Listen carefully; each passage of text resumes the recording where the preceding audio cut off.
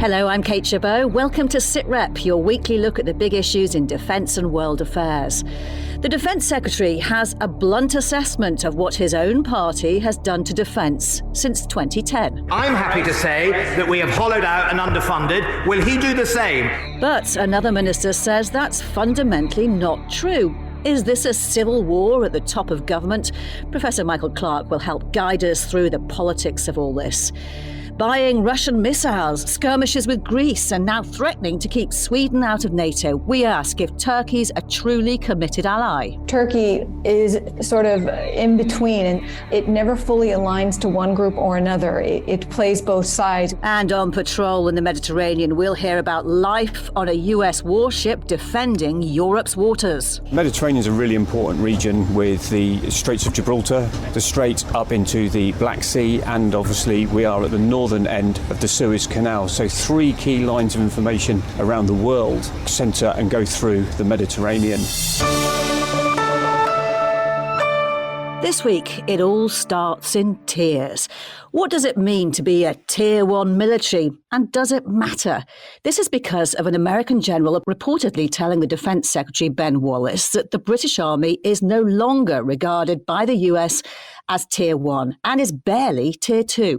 A Tier 1 force is a force that is ready to fight tonight, now, with people, with ammunition and stocks and spares and medical support. The former head of UK Joint Forces Command, General Sir Richard Barron, seems to agree with the suggestion we don't have a Tier 1 army. A Tier 2 force is the one that will take months, in our case currently years, to get ready to fight, whilst the Tier 1 forces are holding the line. What's really interesting is the Defence Secretary himself hasn't rejected the suggestion.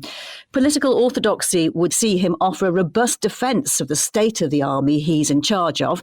Instead, we've heard quite the reverse. We have all made strategic errors in our defence policies over the last 2 decades because we've had treasuries that have done short term. We have hollowed out as company. Governments after government have wanted more but not wanted to fund it. Now, we should note that he's laying the blame for hollowing out on Labour as well as Conservative governments, and we'll talk to Labour shortly. But the message from ministers seems to have switched. Usually, their reply to criticism of the state of the armed forces has been to trumpet an extra £16 billion put up by the then Chancellor Rishi Sunak 2 years ago.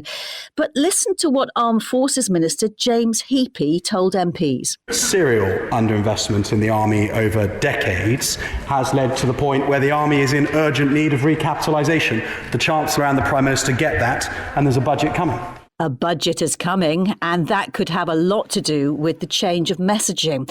Well, Professor of Defence Studies Michael Clarke has seen many a defence minister come and go over the years. Michael, have you ever heard any of them say anything quite this bluntly criticising their own party on defence before? No. This is relatively unique. We hear lots of ministers when they've stepped down criticising the lack of funding for defence or the lack of organisation in defence to make the most of the funding, which is also an element. But I've never heard two ministers say these sorts of things quite so bluntly, and that, I think, reflects the political situation that we're now in terms of our own domestic politics. Yeah, Mike, and just when we thought it couldn't get any more surreal, Johnny Mercer, who is part of the Cabinet as Veterans Minister, told an audience at an event in London it's fundamentally not true to say defence is hollowed out. He went on to say, if you look at our lethality and our global reach and what we can actually achieve now with our amazing equipment, it's better than it ever has been before.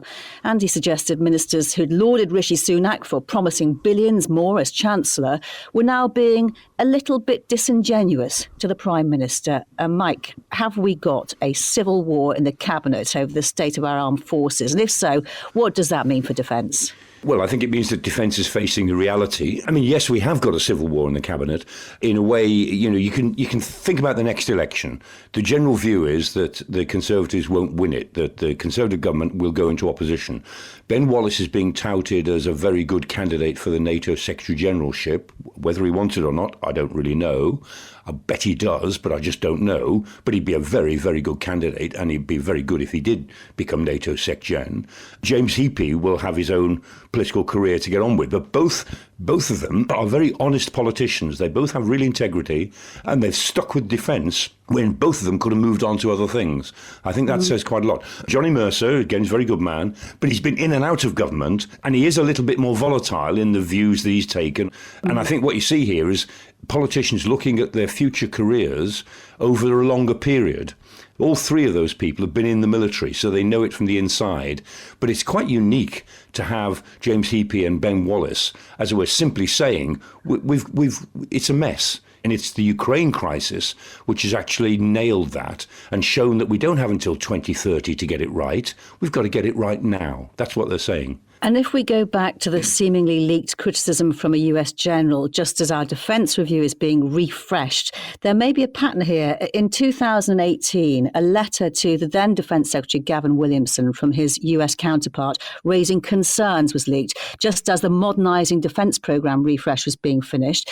A few months before the 2015 Defence Review, the then head of the US Army went on record with concerns about Britain's military capability. Would it be too cynical, Mike, to think someone somewhere might be inviting American concerns to be shared to put pressure on the Treasury? Oh, Kate, what a cynic you are. I'm shocked that you should think that sort of thing goes on. But believe me, it does. Yes, of course it does. And, it is pointed out to our American counterparts who are very sympathetic one-to-one about the situation Britain is in. They say, look, if you say this or you say that, it would be quite helpful. Say it carefully. But, of course, it would be helpful. But, gosh, you're a cynic to think that. I know. Me cynical and honest politicians. You get it all on Sitrep, don't you? Let me just play you one more bit from the Defence Secretary. This is from an interview rather than in the Commons. As a Defence Secretary, I've always said I'm not going to pretend things are perfect, and I would rather have a perfectly formed, properly protected men and women of the armed forces of a size we can afford and an ambition we can afford than pretend we're somehow, reaching beyond ourselves. And so, Mike, is that the Defence Secretary hinting something along the lines of maybe we should accept we're not the military power we once were? Well, it's a way of saying to his own party and his own leadership, don't ask the military to do things that they can't do. And to be honest, the military have been saying this for a long time. They say, look, set us at the size you want that you're prepared to fund, but then don't pretend that we can do things that we can't. We're not objecting to being, as it were, reduced in size and scope and all the rest of it, but we do object to being called a global force when we're clearly not. And I think that's what Ben Wallace was really reflecting there. Again, it's quite remarkable that he would say that. He's really speaking to his own leadership and saying, don't pretend that we're something that is beyond what you are prepared to fund and create. Well, whatever the Chancellor decides on defence spending in his budget next month will be guaranteed at most only for the next couple of years. There has to be an election by January 2025. So, if Labour win, what will they do for defence? Well, let's talk now to the Shadow Armed Forces Minister, Luke Pollard. Let's just start with the reported comments by a US General that the UK's army is now barely even Tier 2. Do you agree with that assessment? And do you think we need to have a Tier 1 army? It's a very worrying comment from this US general because it exposes the conversations that our allies are having about the strength of the UK's armed forces. I think there's no denying that over the last 10 years in particular, we've seen a real hollowing out of some of our capabilities, in particular with the British Army. There might have been renewal of some of our platforms for the Royal Navy, but when it comes to the Army, much of the equipment they're using is old. And we're at the point where we are transferring a large amount of military equipment to Ukraine, but we haven't backfilled that. Now, it's absolutely right that we're supporting our friends in Ukraine, and whether there's a Labour or a Conservative government, that will remain unchanged.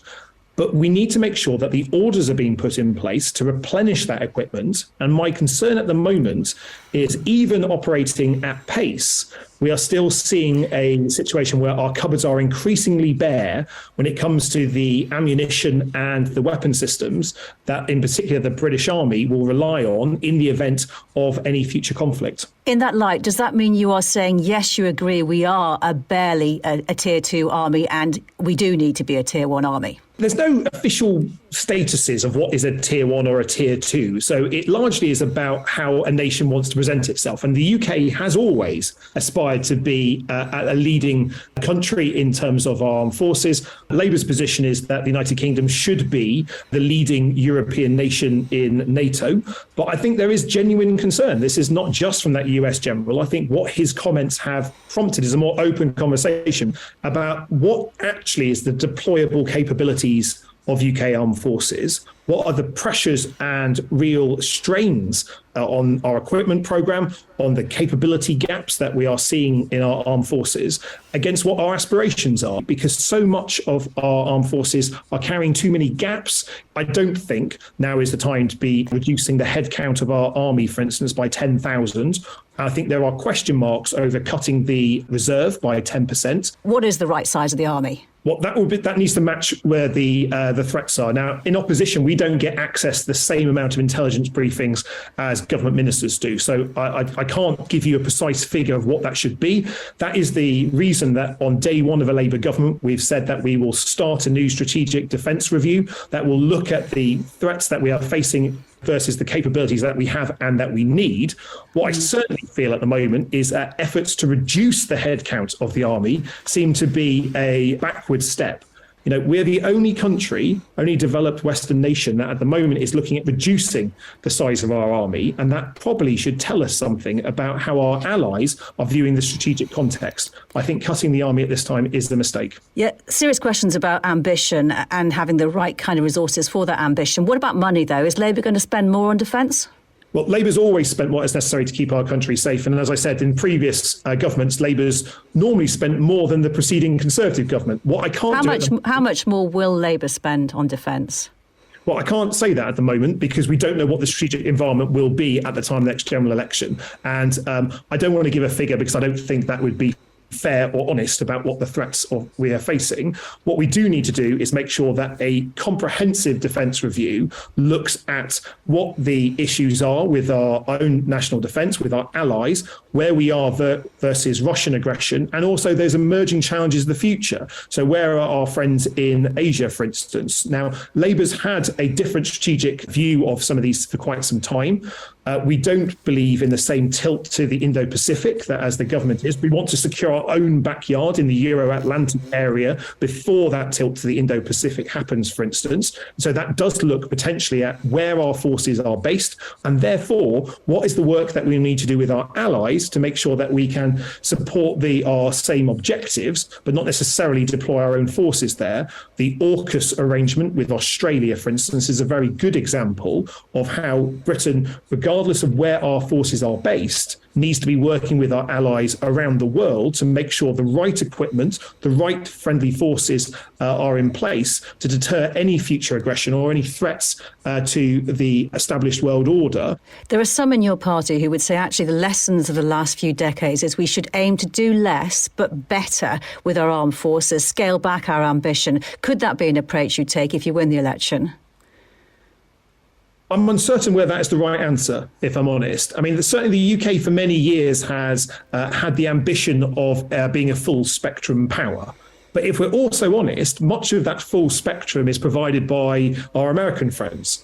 And so the likelihood of the UK operating on our own in the future, in the immediate future, seems a slim one. So we need to make sure that our capabilities are matched with our allies' capabilities to make sure that as a total force, we are able to deploy what we need to do. Now, that is the same model that we are doing in terms of our support for Ukraine at the moment, UK providing certain equipment, other nations providing others. And we need to work more closely with our allies to make sure that the UK is participating at the highest level. Now, there's some really good examples. The Joint Expeditionary Force, the JEF, for instance, is a great example of how the UK is working with many of our allies on amphibious forces. Now, that doesn't mean every country has the same kit or the same capabilities. It means working together, providing options for military and political leaders. We can have deployable capabilities. Now, that, I think, is a Well, it's a harder challenge. It doesn't fit in a neat soundbite, but it might be a more appropriate military answer for the strategic challenges we're facing, rather than being able to say that we can spend money on every capability and buy every new bit of kit, because that's simply not possible with the budget that we're likely to inherit after the next general election. What would you say to the men and women of the forces would be the real difference for Defence under Labour compared to the Conservatives if you do win the next election? Well, I know we've had a conversation about military equipment, but one of the big changes that I know will make a really big difference is sorting out the shoddy state of defence housing. The mouldy, leaky, broken defence homes that we ask not only our service personnel but their families to live in, I think is a mark of shame of the country. And so what Labour is saying, in addition to looking again at procurement, the overall shape and size of our armed forces, we have to renew that contract with those who serve. And one of those is about sorting out the poor quality defence housing, both single living and service family accommodation, that I don't think is good enough for those people who serve our country at the moment. Luke Pollard, good to speak to you. Thank you very much for your time. Thank you. News, discussions and analysis. This is Sitrep. When Russia invaded Ukraine, one of the biggest political aftershocks was that Sweden and Finland applied to join NATO, abandoning long histories of neutrality. Except 9 months on, they're still not in the alliance because just one member, Turkey, is threatening to block one of the new applicants. It accuses Sweden of harbouring Kurdish terrorists and has now suspended approval talks because of controversial protests in Stockholm, in which a copy of the Quran was burned and an effigy of the Turkish president was hung upside down from a lamppost. Turkey seems to be the one dissenter, and it's far from the first time it's looked like the black sheep of the NATO family. There are its links with Moscow, including buying a Russian air defence missile system, its long-running feud with NATO member Greece, which sometimes becomes military skirmishes, and claims of obstruction in alliance decision-making. So, is Turkey truly a committed NATO ally? Would it really stand with any member were they attacked? I've been talking to Natasha Lindstedt, Professor of Government at Essex University, who's been explaining Turkey's public objection to Sweden joining NATO. From Turkey's standpoint, Sweden is supporting what Turkey views to be its enemy, that they have not extradited PKK sympathizers back to Turkey. Sweden has always taken a human rights approach, and this is something that Turkey has scoffed at. The Turkish government doesn't like the fact that Sweden is telling them what to do on human rights. They just feel that their security concerns within NATO have not been addressed, and they want to have an opportunity to put their foot down. And some people have suggested Turkey's playing hardball on Sweden, perhaps for domestic political reasons with an election looming, or maybe to leverage something from the US. Is there anything that can tell us whether the holdout is genuinely about Kurds and Turkish security? I mean, I think it's largely domestic, because when we think about dictatorships, and that's essentially what Turkey has become, and it's a very personalistic dictatorship. Erdogan is eyeing the 2023 elections. His support has been deteriorating over time. He doesn't have a very good approval rating. He's trying to rally people around him by appearing to be strong, by making Turkey appear to be an incredibly important, independent player that is very influential, that it's not going to cower to the West. And it's staking its claim here, I think, to play to the domestic audience more than to what its actual concerns are. Of course, as I alluded to earlier, there are issues with the fact that it felt that NATO has ignored its real security concerns, particularly when you think about what happened at the height of the Syrian war, when there were real pressures on the Turks in that some Syrian Kurdish groups were infringing on Turkish-controlled areas, and they felt that the West really didn't think that this was much of a threat, so that when something is threatening to Turkey, NATO doesn't seem to come through for them. But I think this ultimately is more about Turkey asserting itself on the international stage, and that's to play to the domestic audience in Turkey. And when you look at Turkey on a map, it's wedged between Europe and the Middle East. It's on the edge of each in many ways. Turkey's leaders ultimately look first at what's in Turkey's best interests, but do those interests really align with NATO, can they? They don't always align, and I think that's one of the problems, because Turkey is sort of in between, and geopolitically speaking, it's in this really interesting position, but it's always had this policy where it never fully aligns to one group or another. It plays both sides. We see that in the way it's been dealing with the war in Ukraine, that it continues to trade with Ukraine, has sold armed drones to Ukraine, supports Ukraine's sovereignty, but also has stayed away from applying sanctions onto Russia. It's had huge military deals of, worth around 2.5 billion with Russia to buy their missiles. And it continues to be one of Russia, I should say, is one of Turkey's biggest trading partners. There's all kinds of economic linkages there. And so Turkey often interacts with other countries. It's very transactional. It's not based on huge cultural ties sometimes. So Turkey has been trying to be very clever by being as independent as possible and never tying itself to one side. And if we look at that relationship with Russia, how close are they and why? Or is it simply transactional? I see this as very transactional and really not much more than that. Russian trade with Turkey is, as I mentioned, it's like Turkey's third biggest trading partner. And it relies on Russian tourists going to Turkey. There's all kinds of other economic trade deals that they have. And so for Turkey, it needs Russia from strictly an economic standpoint. Does Turkey need to keep ties with Russia, or is it a strategic choice?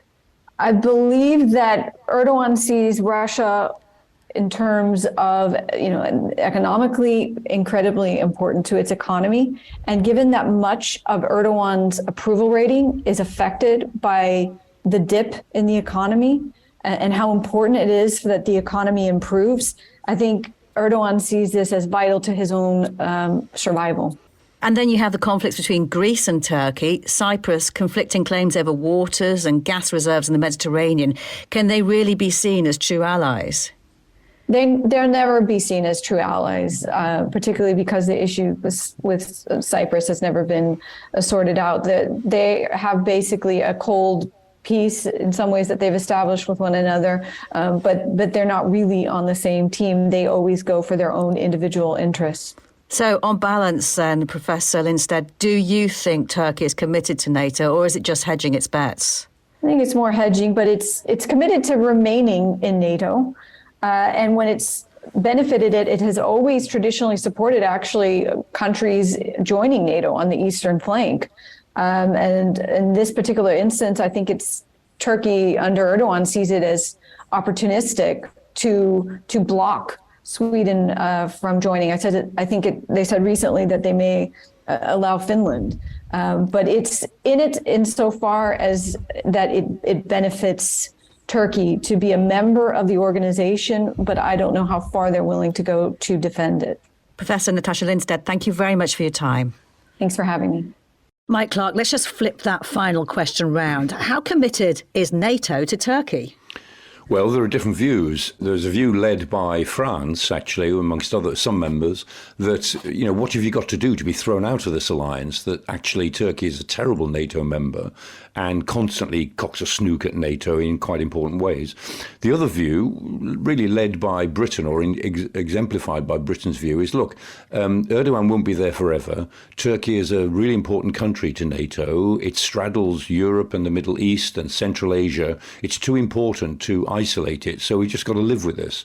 And I think there are two issues which are the test. One is, as Professor Lindstedt said, is the elections in either May or June. So Erdogan has got to win an election or fix an election to win it. And after that, his behaviour may change. If he remains in power, his attitude to Sweden may change after the elections. The other thing is this S-300, the air defence system they bought from Russia. They've got the system, but it's not operationalised yet. If it ever were operationalised, I think that would cross a red line for NATO, because that would put NATO's F-35 aircraft as well on the wrong side of Turkish air defence. And it's been made very clear to Turkey that as long as you have the S-300, you will never, never get F-35s, because in sinking the F-35 to your defence system, if we ever did do that, we were foolish enough to do that, we'd be giving F-35 material straight to Russia. So we're certainly not going to do that. Nor will you get the upgraded F-16, which you want. So if the Turks ever operationalise their S-300 system, I think NATO would then think very, very differently about any cooperation with Turkey. Those are the two tests, the election and the S-300, I think. Well, it's worth pointing out that Turkey does play its part in NATO, including alongside Greece, even if that can be a little uneasy sometimes. Two naval officers, one from Greece and one from Turkey, are working side by side on the bridge of the US destroyer James E. Williams. It's currently the flagship for NATO's Maritime Task Group in the Mediterranean, which is commanded by Rear Admiral Scott Shiretta. I would say, when you have 30 nations comprising an alliance, there are some cultural differences, and those diplomatic and cultural differences have to be respected. They bring diversity to the group. Quite frankly, I think we capitalize on that diversity, and I think it makes us stronger as an alliance, and we respect each other. It gives me, many different options and many different ways I can complete the mission that I'm assigned. Well, BFBS reporter Simon Newton has just spent a week on board the USS James E. Williams. Hi, Simon. What was it like? Hi, Kate. It's definitely built for warfighting, not human comfort. I guess compared to a carrier, it just feels very small inside and very American. They have their Taco Tuesdays and their Burger Wednesdays on the mess deck, for instance. As you know, the US military does try and take home with them wherever they go. There's 330 men and women living and working on board. Down in the depths, they've got 80-bed dorms, very confined, little privacy really for this crew. Many of them are very young. That's what really struck me, just out of high school. And they're deployed from their base in Virginia for 6 months. And now, because it's the flagship, there is a US admiral, as you heard, on board, plus these various exchange officers, as you mentioned, Turkish, Greek. There's also Romanian officers on board, and also a Royal Navy anti-submarine warfare specialist, a chap by the name of Lieutenant Commander Jake Dray. He's been in the Navy for 37 years. This is actually his 5th time as an exchange officer on board US ships. And I asked him why the Med remains so important to NATO. The Mediterranean is a really important region with the Straits of Gibraltar, narrow choke point, susceptible to terrorist attack if ever there was one, so we police that element. We've also got the strait up into the Black Sea, and obviously we are at the northern end of the Suez Canal. So 3 key lines of information around the world centre and go through the Mediterranean. There's a lot of traffic here. We monitor illegal activity and also non-NATO activity in the Mediterranean. And what about the USS James E. Williams, Simon? She's a pretty formidable ship, isn't she? Well, the US Navy has 70 of these Arleigh Burke-class destroyers, and those familiar shots we see of Tomahawk cruise missiles being fired off into the night from US ships, like the strikes on Syria we saw. These are the ships that carry those, and the amount of firepower this ship had is really quite incredible. There's 96 of these launcher tubes on the fore and aft decks that they can use to fire not just cruise missiles, but also torpedoes, anti-ship missiles, anti-aircraft missiles, you name it. They've also got a 5-inch gun on the front, 2 27mm guns on each side, which they've nicknamed Thelma and Louise, by the way. And there's also a phalanx gun on the stern that can hit small boats, incoming missiles. That can fire 50 rounds a second. And one of the most incredible things was this radar system they've got called SPY, which gives the ship this 360-degree vision. It allows it to track up to 800 targets out to more than 200 miles. They can also hunt for submarines using their towed sonar. And they've also got 2 Seahawk helicopters on board, plus 7 pilots. So they're not short of kit, really. It's a sort of Swiss Army knife of warships, really, this thing. And it can really do pretty much anything. And Ukraine, has that changed the way this task group is operating? Well, I asked that question a few times, really. I got very diplomatic answers, but the Admiral said there hadn't been any great rise in tempo, but of course it is the backdrop to what they're doing. Ukraine isn't that far away, of course, and NATO is on a heightened footing. And I also spoke to the ship's captain, Commander Robert Ireland. I asked him if the war has affected how they're operating in the Med. Well, NATO has a long tradition here in the Mediterranean and in the North Atlantic, obviously. But I would say NATO's always had an interest in Mediterranean regional security and stability. I would say even now, with things going on in Ukraine, that adds a different dynamic to this area. There's an active war in this theater of operations. And so that makes the mission that we have here all that more important. And just one interesting footnote, Kate, the James E. Williams is in this flagship role until the summer, when it's actually going to hand over to a Royal Navy destroyer. So the UK is going to be taking on this lead role from June this year.